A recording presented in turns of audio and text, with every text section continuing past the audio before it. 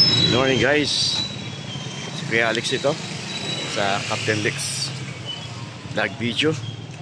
Sinara po yung karsada muna pansamantala, yung gate 1 hanggang gate 3 dahil sa nililinis po yung karsada. Eto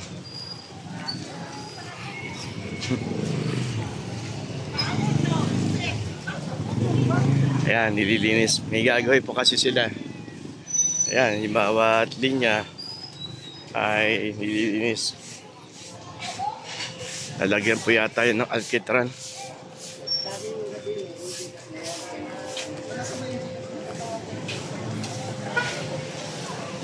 Ayun nga, nakikita natin yun, lalagyan ng alkitran.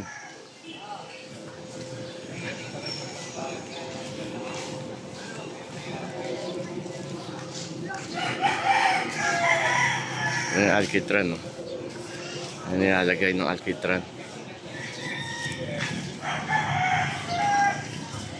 Tapos i-display mo sa carder siya pa.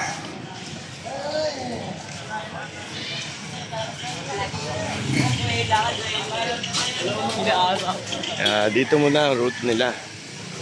Kasi nga, dahil sa inaayos kaya yung kalsada. Yan, dito, nalagyan na nila ng alkitran. Kulay itim niyan, no? Matapos, alagyan naman nila ng pintura. Ayun, no, sa gilid. Yan, pintura. Hanggang dun. Sa lahat ng ginawa nila ng karsada, nalagyan ng pintura. Ito yung mga palengke ng MRB K2. Ito. Meron pang naiiwan na aayusin. Eh, bawat kanto kasi meron pang natitirang aayusin. Ayan.